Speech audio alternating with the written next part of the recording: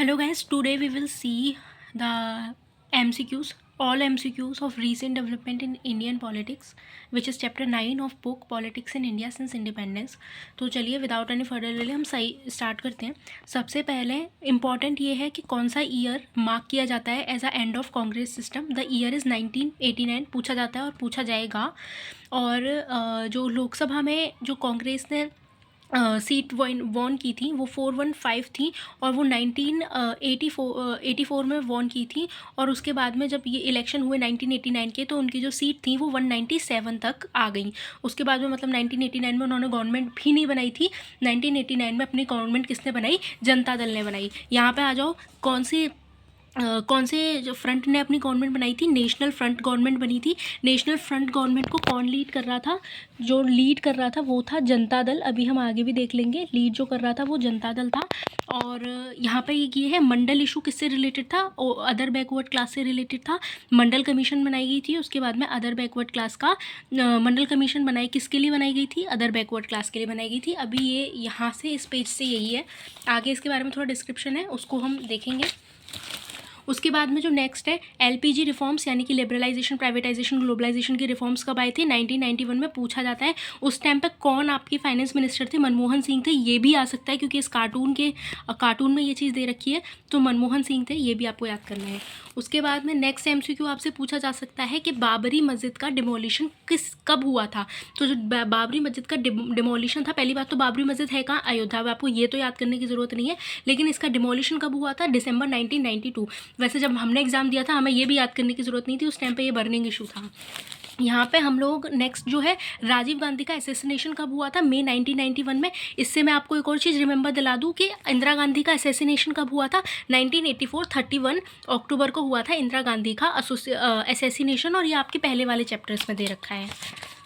अब हम आगे चलते हैं। नेक्स्ट आपका जो आ सकता है वही 1989 की इलेक्शन रिजल्ट।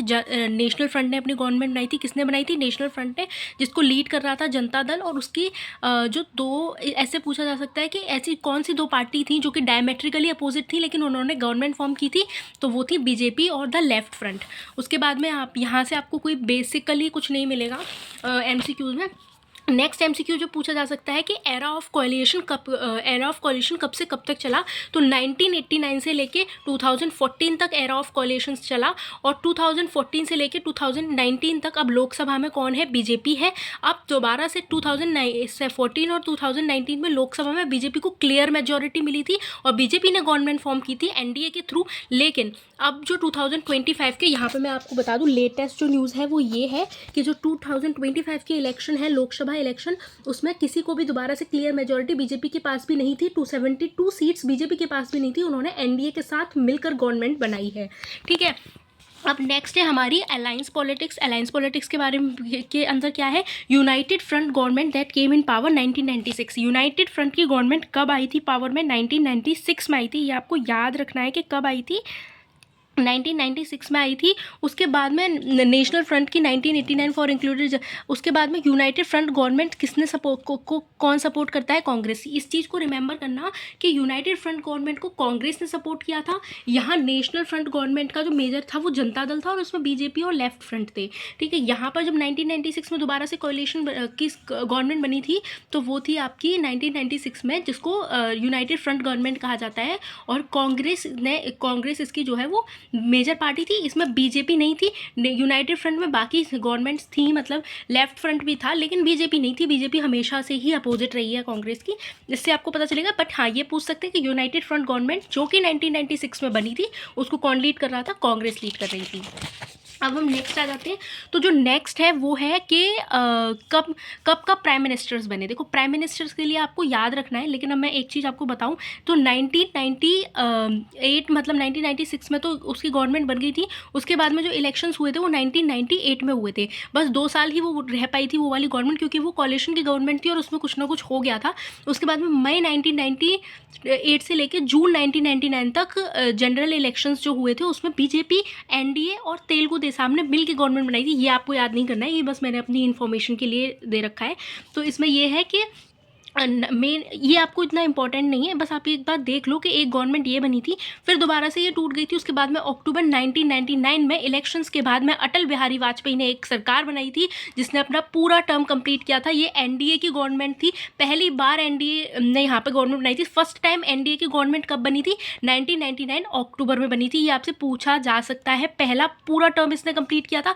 यहाँ पे भी बीजेपी लेड कोalition था, लेकिन यहाँ पे एनडीए नहीं थी। एनडीए की पहली पूरी गवर्नमेंट 1999 में बनी थी और इन्होंने पूरा कंप्लीट किया था। इसके बाद की मैं एक इन्फॉर्मेशन आपको दे दूं कि 2004 में फिर से यूपीए की गवर्नमेंट बनी है, मतलब यूनाइटेड फ्रंट की थोड़ा सा नेम चेंज कर दिया गया। तो उसके बाद में यूपीए की गवर्नमेंट बनी है। उसके बाद में जिसको हम यूनाइटेड प्रोग्रेसिव अलायंस भी बोलते हैं, मतलब एक तरीके से जो पहले यूनाइटेड, चलो ये थोड़ा सा एक्स्ट्रा है, ये मत देखो आप। उसके बाद में नेक्स्ट ये बोला जा सकता है 11 गवर्नमेंट्स एट द सेंटर, मतलब 1989 से लेके अब तक का इन द सेंस ये है कि 2014 तक, ठीक है। अब तक का मतलब है 1989 से लेके 2014 तक, 1989 से लेके 2014 तक सेंटर पे 11 गवर्नमेंट चेंज हुई, ठीक है। ये पूछा जा सकता है क्योंकि क्लियरली आपके इसमें दे रखा है। तो कितनी गवर्नमेंट चेंज हुई? 11 गवर्नमेंट चेंज हुई। ये पूरी लाइन बहुत इंपॉर्टेंट है। पहला आता है 1989 में नेशनल फ्रंट, ये आपने पहले पढ़ लिया। यूनाइटेड फ्रंट भी मैंने आपको पढ़ा दिया, जिसको कांग्रेस लीड कर रही थी 1996 में।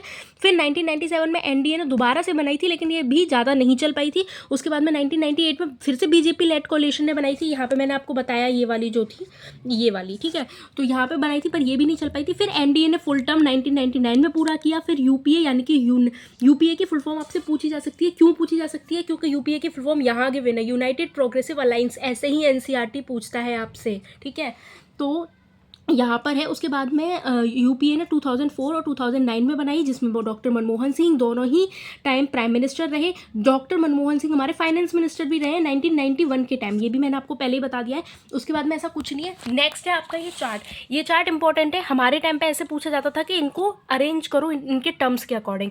तो मैं आपको एक बार बता देती हूँ। वीपी सिंह जो थे वो 1989 से 1990 में जो नेशनल फ्रंट की गवर्नमेंट थी, जिसने मंडल कमीशन की इम्प्लीमेंट की थी, वो पीपी मंडल इम्प्लीमेंटेशन जिन्होंने किया था वो थे। ये मैंने लिख रखा है और ये बुक में दे रखा है, इसलिए लिख रखा है, ठीक है। उसके बाद में ये वीपी सिंह उसके प्राइम मिनिस्टर उस टाइम पे थे। उसके बाद में नेक्स्ट जो प्राइम मिनिस्टर थे वो चंद्रशेखर थे। ये भी उस टाइम पे मतलब उसी टाइम मतलब कांग्रेस के नहीं थे। ये भी नेशनल फ्रंट से ही रिलेटेड कुछ चल रहा था उस टाइम पे। तो दूसरे जो थे वो चंद्रशेखर थे। उसका टर्म भी आप याद कर लो, 1990 से 1991। फिर पीवी नरसिम्हा राव आए। ये बहुत इंपॉर्टेंट है। ये पूछा जा सकता है कि कौन उस टाइम पे पीएम थे जिस टाइम पे हमारी एलपीजी रिफॉर्म्स आई थी 1991 से लेके 1991 में एलपीजी रिफॉर्म्स आई थी। 1996 तक पीएम रहे थे हमारे पीवी नरसिम्हा राव। नेक्स्ट है हमारे अटल बिहारी वाजपेयी। 1996 से 1996 तक सबसे छोटी सरकार इन्होंने बनाई थी। बीजेपी की माइनॉरिटी सरकार थी। उसके बाद में ये लोग मेजोरिटी प्रूफ करने में फेल हो गए थे, इसलिए इनको हटना पड़ा था। उसके बाद में 1996 में यूनाइटेड फ्रंट की गवर्नमेंट बनी। एचडी देवे गौडा बने इनके। 1996 से 1998 तक की गवर्नमेंट रही।